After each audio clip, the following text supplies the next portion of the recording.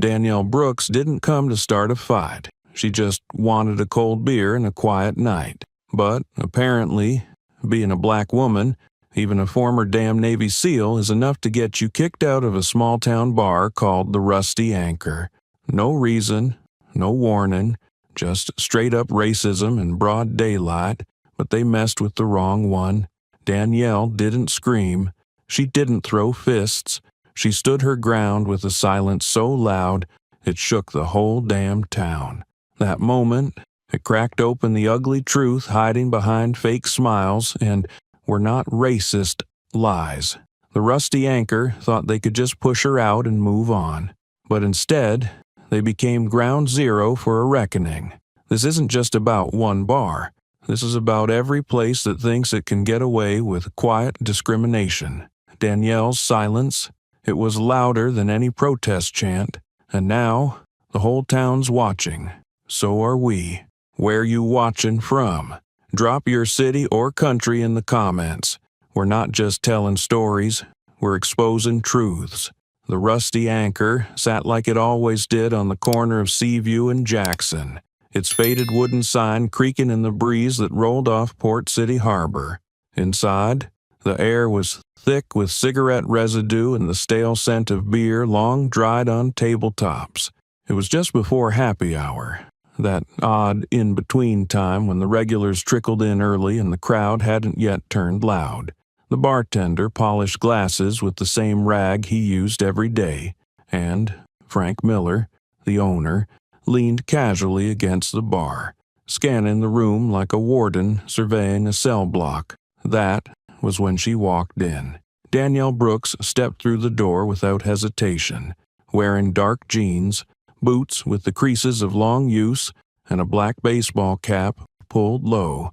No makeup, no small talk. She didn't smile. She didn't glance around for a familiar face. She simply walked to an empty booth near the window and sat down. The regulars barely looked up. They were used to strangers coming and going. But Frank did.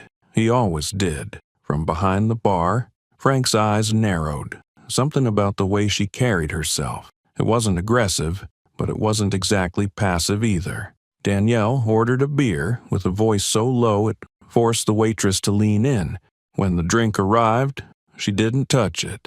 Instead, she sat with her back straight, her hands resting calmly on the table, her eyes fixed out the window, tracking nothing and everything at once. She wasn't on her phone. She wasn't fidgeting. She was just there. Frank didn't like it. She hadn't done a thing wrong, but Frank's skin crawled. It wasn't just the fact that she was black. That was part of it, sure. But it was also the way she didn't try to blend in. She didn't smile, didn't apologize for existing, didn't make herself smaller the way so many others did when they entered a space they knew wasn't made for them. She just sat, calm, controlled, too quiet. Frank muttered something under his breath, handed a pitcher of beer to the guy at the end of the bar, then stepped out from behind the counter. His heavy boots hit the wooden floor with force, each step deliberate, sending faint echoes through the half-empty room. Conversations slowed. Heads turned slightly. The air got tighter. He stopped 2 feet from her table. "You lost?" Frank asked, folding his arms. Danielle didn't move. Her eyes shifted to him, just once, then returned to the window. "I asked you a question," he said again, louder this time. Danielle finally turned, her face unreadable. "No." Frank let the silence linger, waiting for her to justify herself. She didn't. "You planning to just sit here all day?" he asked, voice edging toward contempt. Danielle met his eyes now. Not aggressively, not submissively, just directly. "I ordered a drink. I haven't even finished it." Frank scoffed. "This is a locals place," he said. "We don't usually get your kind around here." Danielle blinked slowly. "My kind? You know what I mean," Frank snapped. "You walk in here, all silent and stiff, watching everything like you're casing the place. People are uncomfortable." Danielle didn't flinch. Her voice didn't rise. "I came in to sit and have a drink." Frank's jaw tightened. "Look, I'm not trying to cause a scene, but if you're not going to order anything else and if you're going to sit there making people nervous, I think it's time you take your business somewhere else." She didn't respond immediately. Instead, she reached for the beer, lifted it with perfect steadiness, and took one slow sip. Then she placed it back on the table, her fingers lingering on the glass. Frank's face flushed. "I'm not going to say it again." Danielle studied him for a moment. Then, without a word, she rose from her seat, adjusted her jacket, and turned toward the door. She didn't slam anything. She didn't glare. But her eyes, those calm, controlled, steel-cut eyes, held Frank's gaze longer than he was comfortable with. The door shut behind her. The bar remained silent for a beat too long. Frank exhaled and turned back toward the bar, muttering, "Can't have people like that making everyone uneasy." In the corner, one of the regulars shifted in his seat. Another one stared at his beer. No one said a word. Outside, Danielle walked slowly down the sidewalk. Her steps were even, unhurried. Her face gave nothing away, but something inside her had shifted. She'd seen men like Frank before. She'd been in places like this before. What they didn't understand, what they never understood, was that silence didn't mean surrender. Sometimes, silence was surveillance. Sometimes, silence was ammunition. And sometimes, silence was the sound right before a storm. Danielle chose not to react. She chose not to argue. But her silence wasn't empty. It carried the weight of something coming. The door hadn't even finished swinging closed behind Danielle before the tension she left behind settled over the rusty anchor like a film of dust. The room was quieter than usual. The yellow lights overhead buzzed faintly, trying to fill a silence that no one dared break. A few regulars stared down at their drinks, while others risked cautious glances at Frank Miller, whose flushed face betrayed something between self-justification and unresolved adrenaline. He paced behind the bar, snatching up an empty glass with more force than necessary and dunking it into the sink. Water sloshed over the edge. His jaw shifted side to side as he muttered half-formed sentences to himself. Nobody responded. The usual noise, shuffle of boots, murmured gossip, radio static was absent. Something hung in the air. It wasn't about Danielle personally. It was about what had just happened and how fast it escalated into something bigger than the room itself. A man near the dartboard, mid-50s, plaid shirt, nursing a long neck, looked toward the exit. "She didn't do anything," he said quietly, almost like he was talking to himself. No one answered. Frank heard it. He dropped the glass he was holding and stepped forward, loud enough to command the floor again. "Let's get something straight," he said, voice rising. "I don't owe anyone an explanation. I run this place. I get to decide when something doesn't feel right." He looked around the room, scanning faces for approval. He got none. That woman walks in here, says nothing, orders one drink, and sits like she's about to start an interrogation. I don't care who she is or what she's done. That's not normal. That's not the kind of vibe I want in here. Still, silence. A woman near the jukebox shifted uncomfortably and stood to leave. Her heels clicked faintly on the hardwood floor, each step louder than it should have been. Frank's nostrils flared. "She had that look," he continued. "You know the kind, too quiet, like she's waiting for something to happen. I've seen it before." Another regular, a man named Greg, who'd been drinking at this bar every Tuesday for 6 years, looked up. "And what if she was just tired?" he asked. "What if she just wanted a beer?" Frank froze. "Then she should have acted like it," he snapped, "not sat there like a statue making everyone nervous." There was a beat of pause before Frank leaned closer to the center of the room. His tone shifted, more bitter now, more pointed. "Look, I don't care if she was in the military. I really don't. That doesn't give anyone the right to come in here and act like they're scoping the place out. She never even raised her voice. Someone mumbled from the far end of the bar. Frank's eyes darted toward the sound, but he couldn't pinpoint who had spoken. His grip tightened on the bar rail. "You think I'm the bad guy here?" he said. "I've served this town for 20 years. I've put up with more crap than most of you can imagine, and I know trouble when I see it. That woman had trouble written all over her." More silence. Then the front door creaked open again. Danielle hadn't left. She stood in the doorway, calm, not angry, not flustered. Her left hand was in her jacket pocket. Her right hand relaxed at her side. The golden glow from the ceiling lights lit half her face. Her eyes scanned the room, taking in every face, every frozen expression. Then her gaze settled on Frank, and she stepped back inside. 3 paces, 4, not a word. Frank's shoulders squared. "You forget something?" he asked, mock casual, though his voice had lost all its earlier bite. Danielle walked up to the table she had left. She reached down, picked up the half-empty beer she had left behind, and looked at it for a long moment. The condensation had faded. The foam had long since died, but it was hers. She looked back at Frank. "I paid for this." Her voice wasn't sharp. It wasn't defiant. It was even steady, measured. Frank opened his mouth, but nothing came out. Danielle took a single sip.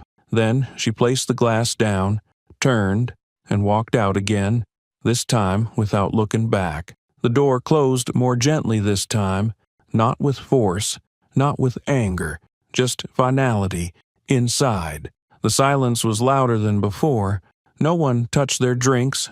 No one moved. The mood had shifted. Something unspoken had happened, and no one knew how to label it. Everyone had just watched a woman get ejected from a place for doing nothing more than sitting still and being present. Frank didn't say anything else. He retreated behind the bar like a man trying to disappear into the bottles. He wiped his hands on a towel and busied himself cleaning nothing. Outside, Danielle walked down the block, her steps even, her eyes ahead, her mind somewhere else entirely. She wasn't angry. She was used to this, too used to it, but that didn't make it tolerable. That didn't mean it would be ignored. By the time she reached the end of the street, she had already made up her mind. Frank Miller thought it ended there. He was wrong. The bar emptied slowly, one by one, people drifting out with glances cast back over their shoulders, while across the city, a message was about to be received by people who did not ignore things like this. Danielle sat alone at her kitchen table. The room was small, unadorned, and quiet except for the steady tick of the clock on the wall. A black duffel bag lay half unzipped on the counter, still unpacked from a short trip she had taken 2 weeks earlier to visit her sister in Atlanta. She hadn't touched it since. Her boots were lined neatly by the door, and the only light in the room came from a desk lamp beside the window, casting a soft glow on the polished wood surface. Her phone sat in the middle of the table, screen dark, untouched. She hadn't spoken since she walked out of the Rusty Anchor. Words felt unnecessary, wasteful. That wasn't how she operated. She reached forward and tapped the screen. The display lit up instantly, the familiar background of the ocean at night illuminating beneath her fingertips. No missed calls, no new messages. Nothing had changed, but something inside her had. She opened a secure app, one few people had ever seen. Not many even knew it existed. The app required a fingerprint, a passcode, and a brief scan of her face. Within seconds, she was inside. 12 names, 12 icons, 12 people scattered across the country, across time zones and jobs and lives, but always on call. The Ghost Pack, not a formal unit anymore, not in the military sense. They had been discharged, retired, reshuffled, but the bond they carried didn't recognize separation orders or new addresses. It was forged through blood, fire, and loss, and it had never once failed. Danielle didn't need to say much. She never did. She clicked the top of the group feed, typed with precision, Rusty Anchor, Port City, owner, Frank Miller, refused service, no provocation, black vet, seal, not safe, FYI only. She paused for one breath, eyes steady, then hit send. The message was live. She closed the app, leaned back in her chair, and looked out the window. Nothing stirred beyond the glass except shadows. She didn't expect a reply. That wasn't how the ghost pack worked. They weren't chatty. They didn't need motivation. They responded to the silent kind of injustice, the kind people pretended not to see. And when one of them sent a message like this, it didn't mean there was trouble coming. It meant the trouble had already begun, hundreds of miles away in North Carolina. Logan Rhodes, call sign Reaper, was in his garage, elbow deep in grease, cleaning a disassembled shotgun. He was wearing a sleeveless gray t-shirt, a pair of faded jeans, and old combat boots still marked with red clay from the base of Fort Bragg. A country radio station played faintly in the background. When his watch buzzed once, he looked down. His wrist flicked up automatically. One notification, the silver skull icon, Danielle's message. No punctuation, no pleasantries. He stood without finishing the reassembly. In Colorado Springs, Bricks was mid-rep on a bench press when his phone vibrated beneath the towel beside him. He didn't check it until he racked the bar, then wiped the sweat from his brow and unlocked the screen. When he read the message, he grunted once, nodded to himself, and stood. He didn't ask what happened. He didn't need to. He simply walked into the locker room, got dressed, and started planning his route. In Jacksonville, Florida, Doc was eating dinner alone at a diner off I-95. The waitress had just placed a plate of meatloaf and mashed potatoes in front of him when he picked up his phone. He stared at the screen a moment longer than the others. Danielle didn't send that kind of message unless it mattered.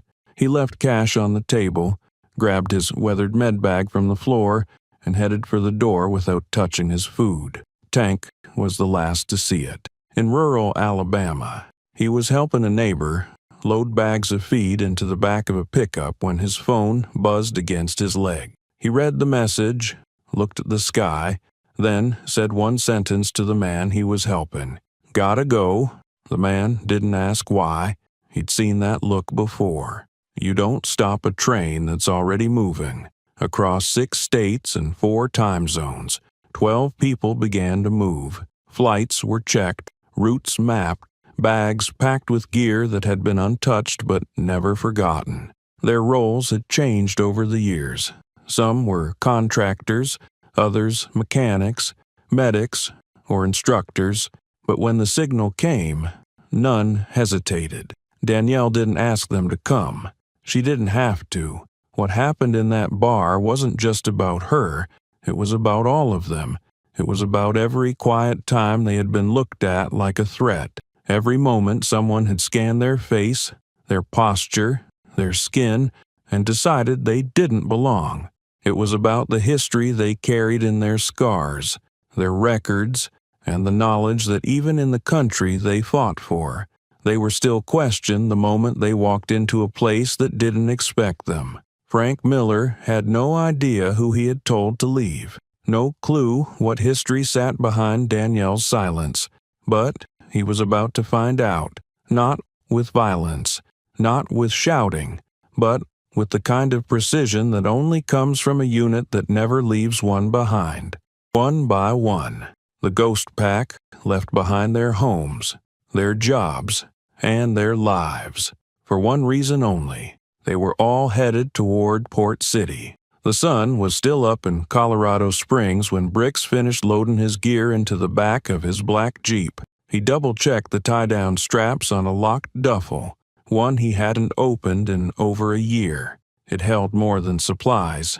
It held memory. His gloved hands moved quickly, but with precision. He didn't pack for war.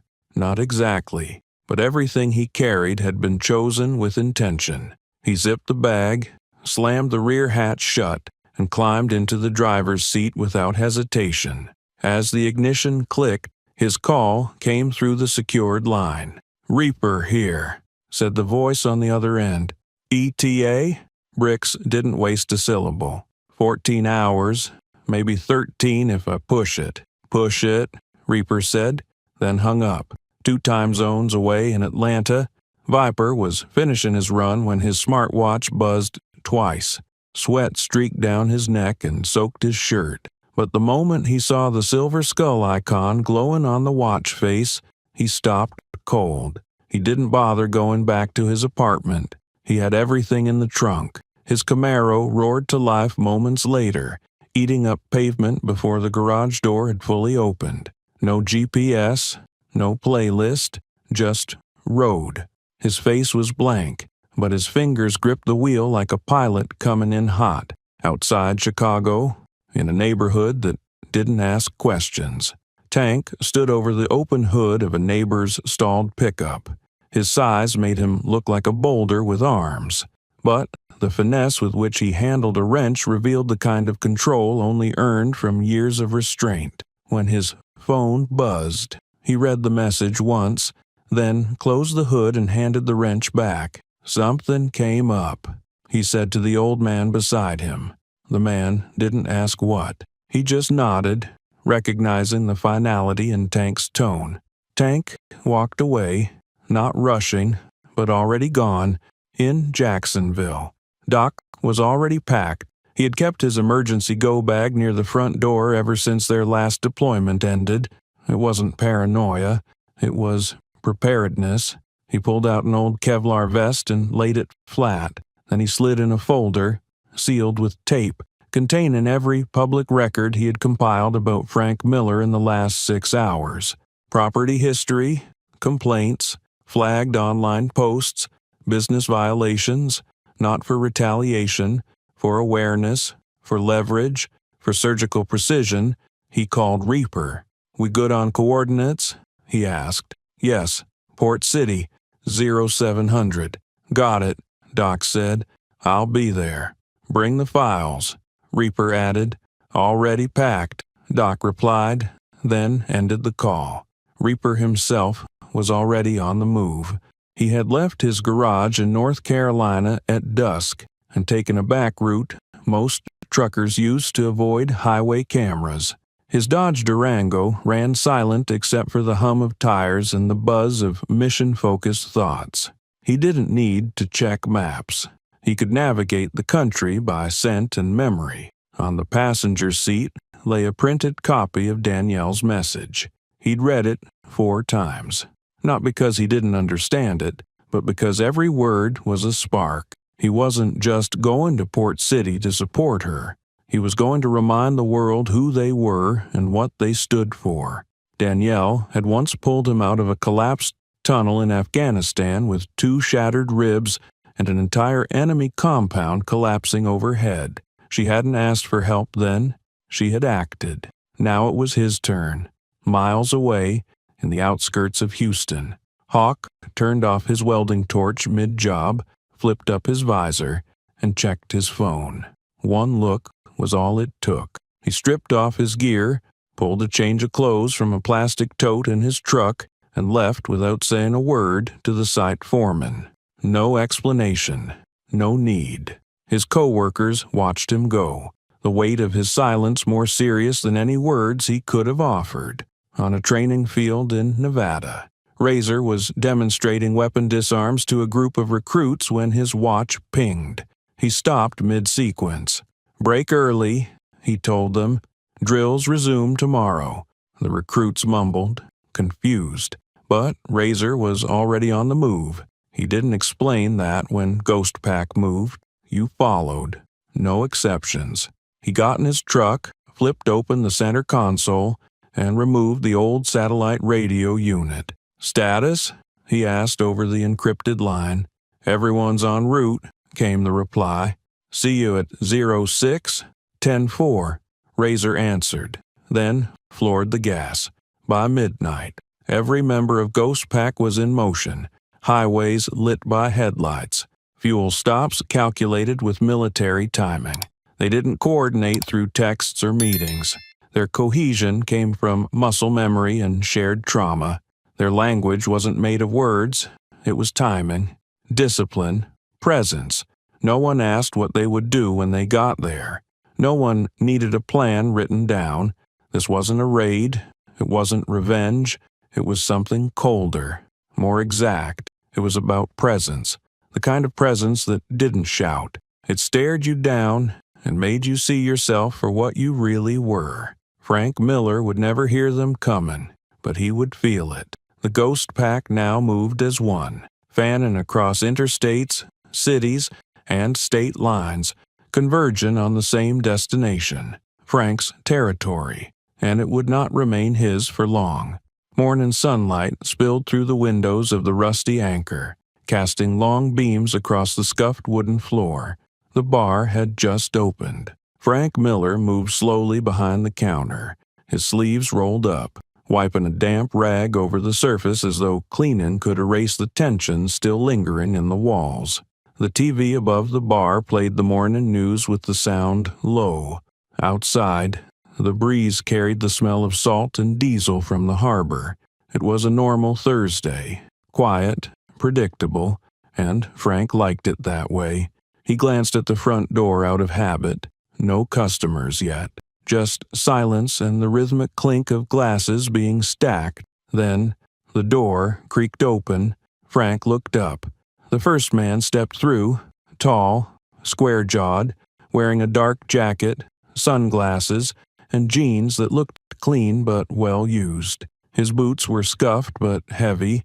There was no badge, no insignia, nothing to identify him, but everything about the way he moved said discipline. A second figure entered behind him, then another, then 9 more, 12 in total. They didn't come in together, not like a unit, not exactly. They didn't say a word, but they walked with a rhythm that told anyone watching that they had done this before. The way their feet landed, the way their eyes scanned the room, the way they positioned themselves instinctively in a wide formation, covering corners, sight lines, and exits without a single spoken cue. Frank's hand paused mid-polish. The few customers already inside, the early risers, the quiet drinkers, felt it too. Conversations died. Coffee cups stopped mid-air. The jukebox hadn't even been turned on yet, but the silence now felt weighted, like the air had thickened. The man in front removed his sunglasses slowly. Behind them were eyes that didn't flinch, eyes that had seen things too complex to explain. He looked around the bar as if mapping it, then focused squarely on Frank. Frank cleared his throat, forced a casual stance, and stepped toward the middle of the room. "Mornin', fellas.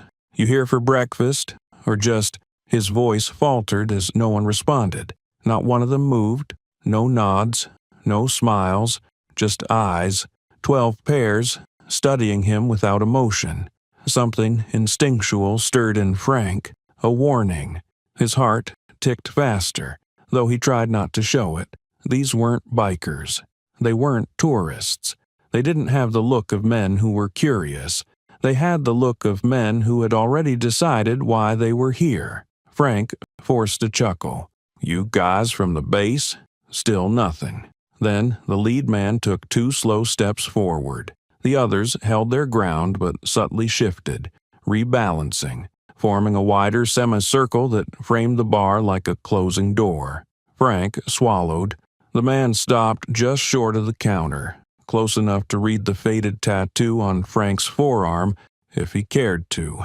His voice, when he spoke, was low and calm. "You, Frank Miller?" Frank's mouth went dry.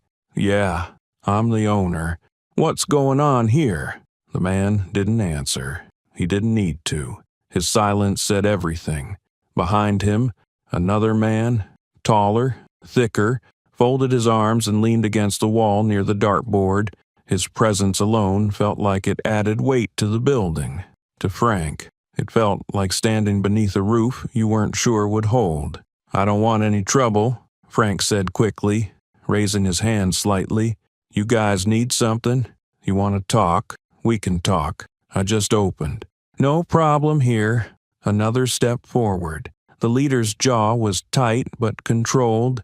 His eyes scanned Frank's face with clinical focus, dissecting it. There was no threat in his posture, and yet Frank felt like a deer staring into a scope. More customers entered behind the group, took one look at the room, and quietly turned around.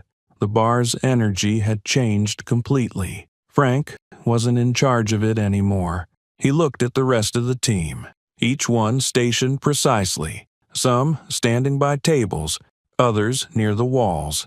None sat, none spoke, no one touched their phones, no one even blinked more than necessary. Frank's voice cracked slightly. "What is this? You trying to scare me?" Silence. The man closest to him stepped forward again, just one more step, but it was enough to send a chill down Frank's back. "This isn't fear," the man said. "It's clarity." The words struck harder than any raised voice. Frank backed up half a step. "Look, whatever this is about, I'm just running a business. I have rules. I don't—" "Stop," the man said, and Frank did. The bartender froze behind the register. A waitress stepped out from the hallway, saw the formation, and retreated silently. The man pointed to the center of the room. "Stand there." Frank hesitated, but something about the command, the stillness of it, the unshakable certainty, compelled him to obey. He moved slowly to the spot. The lead man stepped in front of him, his team forming an arc behind, still silent, still watching. Frank glanced around. "Who are you people?" The answer came with precision. "I'm Logan Rhodes. You can call me Reaper." Frank blinked. The name clicked, but he couldn't place it. Reaper didn't blink. "Danielle Brooks," he said. "Do you remember her?" Frank's mouth opened, but no words came out. Reaper didn't wait. "She came here. She sat down. She ordered a drink. She didn't speak. You threw her out." Frank tried to explain, to justify, but the words tangled. Reaper's gaze never wavered. "She earned more than a seat in this place. She earned the right to walk into any room in this country and be treated with respect, and you took that from her." Frank looked around. No one was on his side, not the staff, not the customers, not the silence. Without raising a weapon or a voice, Reaper stood steady, preparing to deliver the first sentence in a confrontation that Frank would never forget.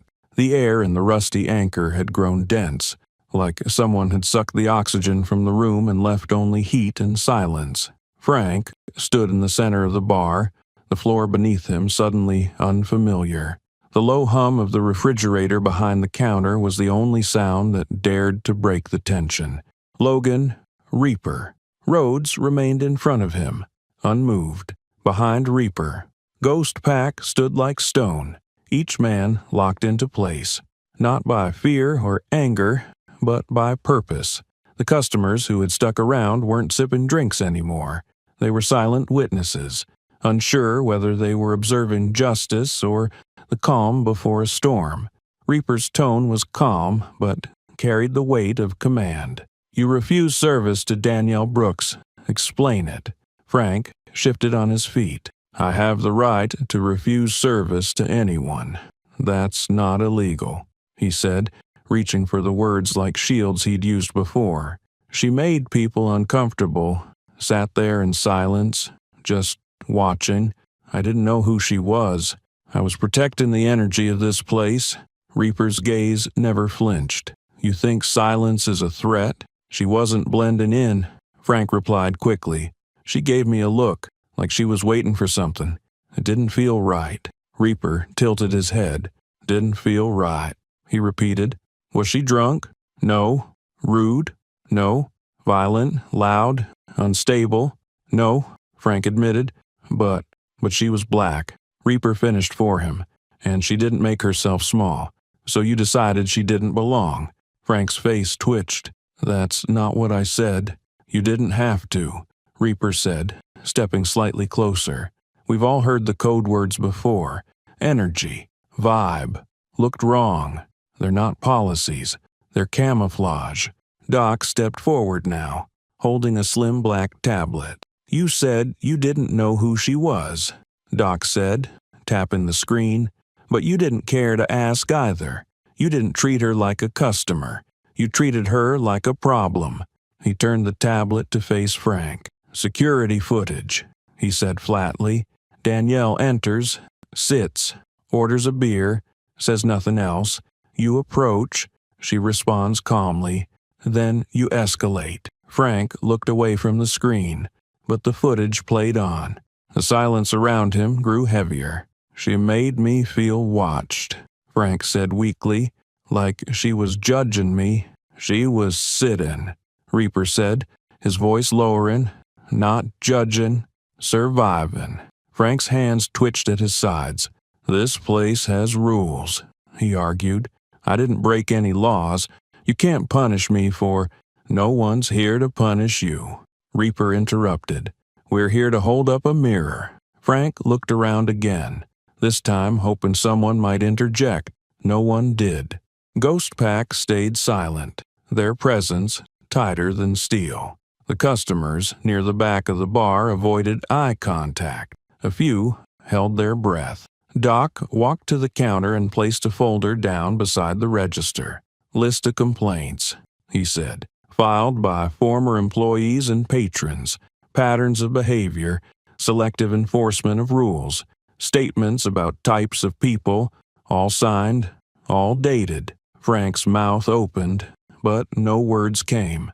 You weren't protecting a bar, Reaper said. You were protecting your comfort. You saw her and assumed she didn't belong, not because of her actions, but because of what she looked like sitting still. She looked like she could cause trouble, Frank muttered. She looked like a soldier, Reaper corrected. You just didn't recognize the uniform. Frank tried again to stand taller, to reclaim the posture of ownership. I didn't mean to offend anyone.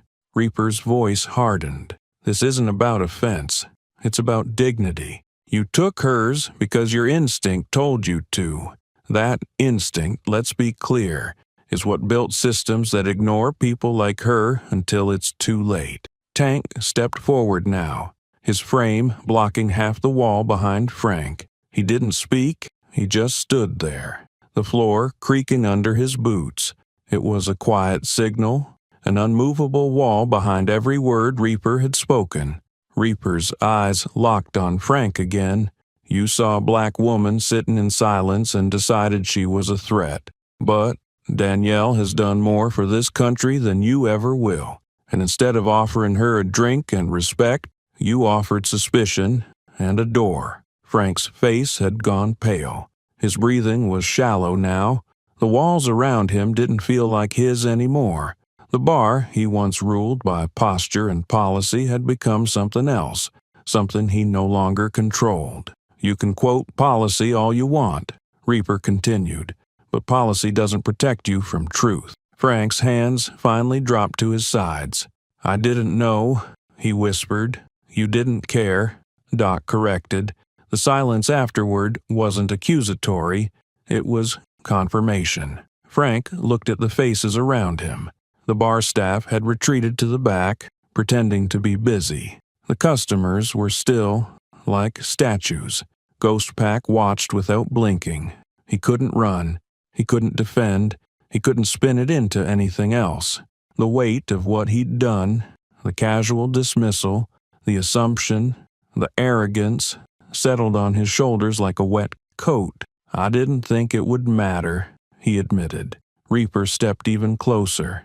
It always matters. Frank felt the floor shift beneath him, not physically, but morally, as the certainty he had clung to began to crumble, leaving only one path forward, face it or be buried beneath it. Frank stood behind the bar, arms heavy at his sides, shirt sticking to his back, sweat beaded at his hairline, and the rag he used to keep nearby had long since disappeared. In front of him, the men of Ghost Pack remained still, None had moved a single inch since Reaper's last words. It wasn't intimidation in the traditional sense. No threats had been made, no weapons were visible, and yet the pressure in the room was suffocating. The bar's regular hum, idle talk, clinking glasses, the low shuffle of feet had vanished completely. All that remained was the faint tick of the wall clock and Frank's own shallow breathing. Reaper's voice came low but exact. "You're going to call her now?" Frank looked up, startled. "Call who?" "Danielle," Reaper said. "The woman you humiliated in your own bar." Frank blinked, as if stalling would make the instruction dissolve. "What? What am I supposed to say?" "You're not supposed to say anything," Doc interjected, stepping closer. "You're supposed to mean it. That's the difference." Frank looked between them, caught between panic and hesitation. He didn't argue this time. Maybe because there was nothing left to throw up as a defense, or maybe because he finally realized that no one in the room would tolerate a delay. His hand shook slightly as he reached beneath the counter for his phone. It slipped in his grip once, but he caught it, fingers trembling as he unlocked it and opened the contact list. There, stored under a name he hadn't expected to see again, was a number, Danielle Brooks. He tapped it. The call rang once, then twice, then 3 times.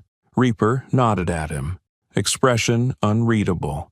On the 4th ring, the line clicked. Danielle Brooks. Her voice was calm, unbothered, steady. Frank opened his mouth, but the words wouldn't come. He stared blankly at the phone in his hand as if it had betrayed him. "Miss Brooks," he finally said, his voice dry, cracking at the edges. "This is Frank Miller, from the Rusty Anchor." A pause. Danielle didn't say anything. Frank swallowed. "I'm calling because I need to apologize." Still silence on the line. Not rejection, not acceptance, just listening. Frank continued, slower this time, choosing his words with care, but unable to disguise the nervous tremble in his voice. "Yesterday, I treated you unfairly. I made assumptions. I acted out of ignorance and fear, and I let my own biases get in the way of common decency. I disrespected you. I disrespected your service, your dignity." Another pause. Then Danielle's voice, quiet but clear. "Why now?" Frank hesitated. "Because I was forced to see it. What I did, what it meant, and I know words aren't enough, but I wanted to say it, directly." There was another beat of silence. Not dead air, not disinterest, just the weight of everything that had led to this moment. Then Danielle responded, her tone calm, unwavering.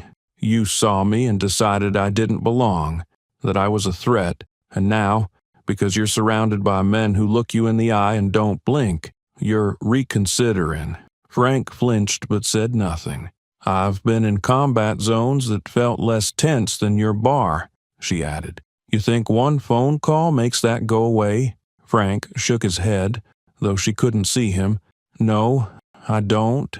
I know it doesn't." Danielle let the silence stretch. "Then listen to me," she said, voice firm. "If you're sorry, or you'll say it publicly, and you won't just apologize, you'll act, you'll put your name next to it. No excuses, no fine print." Frank's throat tightened. "I understand." "Do you?" He didn't answer. Reaper leaned forward, speaking loud enough for Danielle to hear through the phone. "He will." Danielle's tone softened a fraction. "Good. Then I'm done here." Before Frank could respond, the line disconnected. He lowered the phone slowly, hand still trembling. No one clapped, no one congratulated him. Ghost Pack remained still, watching, waiting. Doc stepped forward and placed a laptop on the bar. "Next step," he said, "public apology, on all platforms." Frank looked down at the screen, its glow cutting through the low light. "Now?" Reaper's reply was even. "Now?" Frank nodded once. A small motion, almost instinctive. He reached for the keyboard, fingers still unsteady. For the first time, Frank understood that redemption wouldn't come through what he said, but what he was about to do. The bar had grown eerily quiet again as Frank sat at the laptop Doc had placed on the counter. The screen's glow lit up his face, showing the exhaustion in his eyes and the streak of sweat on his brow. Customers remained in their seats, nursing their drinks in silence, pretending not to stare while sneaking glances every few seconds. The waitstaff had stopped pretending to work, now lined up near the kitchen door, watching with cautious eyes. And Ghost Pack, 12 statues anchored by principle, remained where they stood, arms folded or resting at their sides, never once taking their eyes off him. Frank's fingers hovered over the keyboard. He glanced up, met Reaper's eyes, and got a single nod. He began typing. "I'm Frank Miller, owner of the Rusty Anchor here in Port City. Yesterday, I made a mistake, a serious one. I asked Danielle Brooks to leave my bar.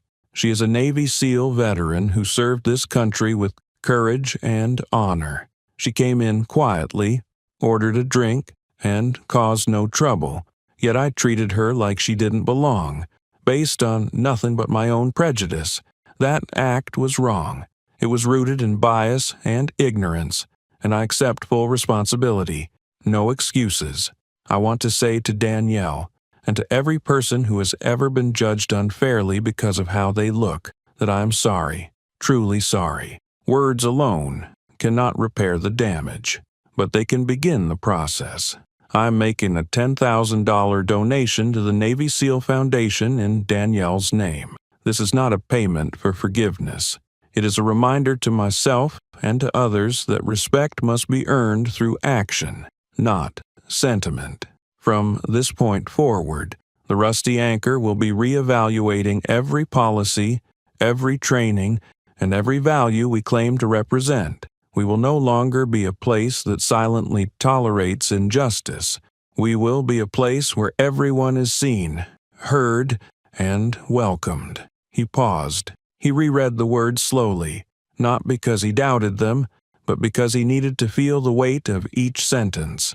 Then, with one breath held, he pressed post.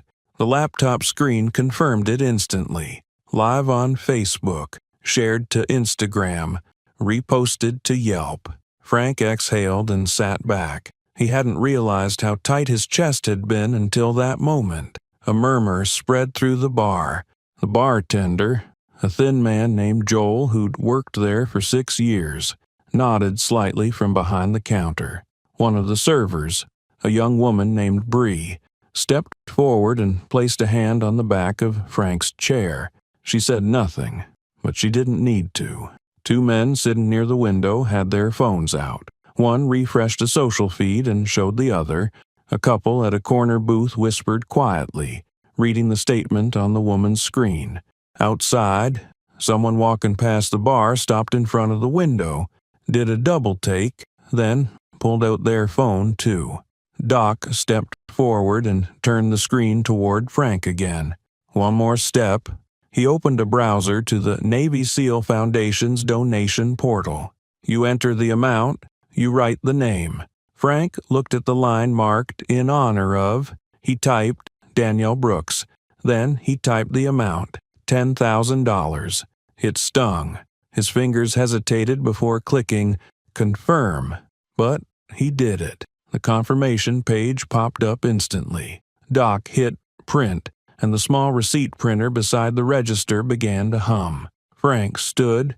He faced the bar. Everyone's eyes were on him now.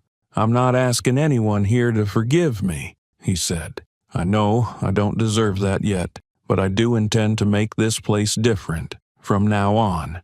No applause, no handshakes, but no booze either." The room was still taking it in. Reaper stepped closer.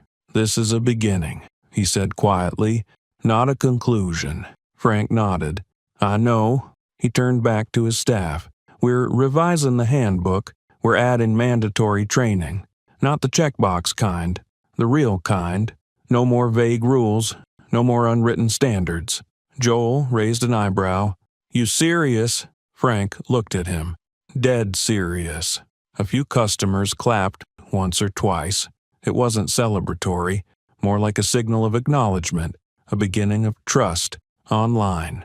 The response wasn't immediate, but it was vocal. Some comments were skeptical, others angry. A few praised the effort, many didn't believe it, but the most powerful responses came from quiet voices.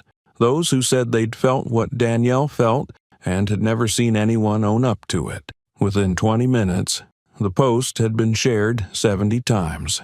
Within the hour, local news had reposted it. Frank sat back down on the stool behind the bar, shoulders slumped, eyes tired. "I've got a lot to fix," he muttered. Reaper didn't respond right away. Then he said, "Just don't stop."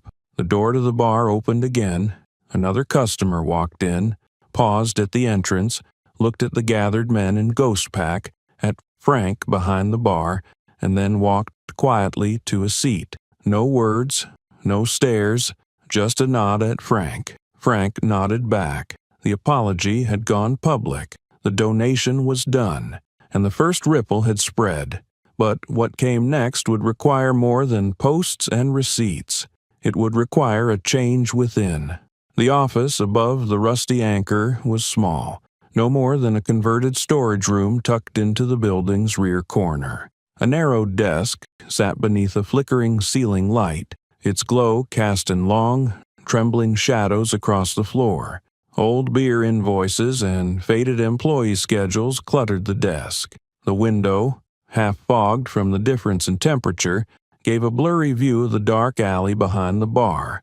It was nearly 2 a.m., but Frank Miller hadn't moved in over an hour.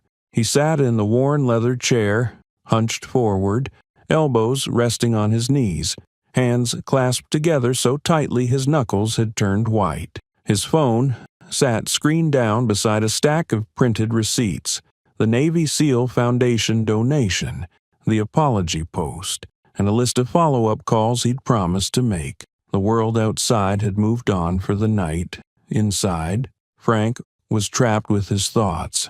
He tried to breathe evenly, but his chest kept tightening, his mind racing with things he'd never dared say aloud. For years, he had run this place on instinct. He believed in gut feelings, first impressions. He told himself that keeping order meant recognizing danger before it started. But tonight, he was forced to admit that what he called instinct had a shape, a pattern, a face. He closed his eyes and saw her again, Danielle Brooks, sitting silently, beer untouched, posture steady. She hadn't raised her voice, she hadn't demanded anything, but her presence had unsettled him in a way he didn't want to explain, because deep down, he already knew why. It wasn't her silence that had been threatening. It was her lack of apology for it. Frank exhaled, long and slow. The chair creaked beneath him. In that sound, in the stillness, he felt the weight of something he couldn't name. He had always imagined himself fair. Firm, yes, but fair. He hired a diverse staff, greeted everyone at the door, supported the troops, said the right things when the news got loud, but that wasn't the same as seeing people. Not really. He remembered his father's bar, remembered the sign that used to hang behind the register when he was a kid. "We reserve the right to refuse service to anyone." It had been used often, but never for rowdy drunks or dangerous men. No, it had always been pulled out when someone didn't quite fit: a black teenager, a Mexican laborer, a woman with tattoos. His father had called it preserving the culture, and Frank had watched, absorbed, learned. He had buried it deep, disguised it with polite words, with smiles that never reached his eyes. He had never raised a fist or shouted a slur, but prejudice didn't always need noise. Sometimes it lived in the quiet glance, the sudden suspicion, the way you pointed someone to the door just because you didn't like the way they made you feel. Frank leaned back and rubbed his eyes. His reflection stared at him from the dark window. Drawn face, graying hair, jaw set but uncertain. He didn't like what he saw. The hardest part wasn't admitting he had been wrong. It was realizing that the wrongness went deeper than just one moment. It was in the wiring. And now that it had been exposed, he couldn't unsee it. He stood and paced the room, slow, restless steps. His hands shook, not from fear, but from something heavier. Grief, maybe, or shame. A kind of shame he hadn't felt since his mother caught him repeating a joke he didn't understand, one that made her slap the words right out of his mouth. That was the first time he'd been forced to see the difference between saying something and knowing what it meant. Tonight felt like that, but bigger. He sat back down, opened the drawer. Inside were dozens of old customer comment cards he had collected over the years but never read. He shuffled through them now. Most were mundane. A few complained about slow service or loud music. Then he found one written in neat block letters, dated nearly 6 years ago. I came in with my dad after church. He's a vet. We're black. No one said anything mean, but we weren't greeted. We weren't looked at. We left after 10 minutes. I just wanted to say it felt like we weren't supposed to be there. Maybe it's nothing. Maybe it's something. Frank stared at the card for a long time. He had never responded. He hadn't even noticed it. How many times had it happened? How many people had walked in, looked around, felt the chill, and decided they'd made a mistake? He thought of Danielle again. How calm she had been. How much effort it must have taken for her not to flinch, not to speak. How easy it would have been for her to react, yet she hadn't. And still, he had thrown her out like a threat. Frank dropped his face into his hands. The chair groaned beneath him again. He wasn't afraid of Ghost Pack, not anymore. What scared him was what they'd shown him, what they'd peeled back. A version of himself he couldn't ignore now. A version built on fear, on comfort, on decades of not looking too closely. He whispered to the empty room. I didn't know, but he did. He had just never wanted to face it. The printer still sat quiet. The receipt still rested on the desk. The apology post had gone viral, and the calls for change were mounting. But redemption wasn't a performance. It had to start here, in this chair, in this room, in this moment. Frank stood up again, steadier this time. He turned off the desk light and walked toward the stairs. The hallway lit only by the ambient street lamps outside. Down below, the bar was empty now, cleaned and closed, but tomorrow it would open again, and this time he wouldn't be opening it as the same man. As Frank reached the bottom of the steps, the sound of the front door opening caught his ear, and standing in the doorway, calm and composed, was Danielle Brooks. Late afternoon sunlight spilled into the rusty anchor, casting a warm haze across the hardwood floor. Danielle Brooks stepped through the front door, quiet, composed, unchanged in posture, but carrying something new, presence. This time, no one looked away. There was no tension, no unspoken judgment, just acknowledgement. Frank saw her from behind the bar. Without a word, he walked to her usual table, pulled out the chair himself, and poured her a beer. He placed it in front of her with both hands, then stepped back. Their eyes met briefly. She nodded. He returned it. That was enough. Around the room, regulars exchanged looks. They'd been there the day she was thrown out.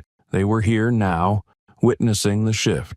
The bar felt different. Not quieter, but more deliberate, more human. No speeches, no announcement. But everyone could tell something fundamental had changed. Within days, word spread through Port City. Danielle's story moved across coffee counters, mechanic shops, church basements. Some dismissed it at first, but others, many others, listened.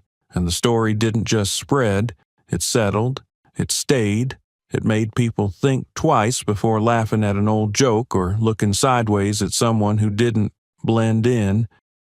In a modest back room of the local Veterans Center, Ghost Pack met again, Logan, Tank, Doc, Viper, Danielle. They didn't strategize. They reflected on battles survived, on the dignity denied to them after service, on why showing up for each other still mattered more than anything else. They had fought overseas, but this fight for respect, for space, for truth felt just as vital. Soon, community meetings picked up momentum. Schools held open discussions.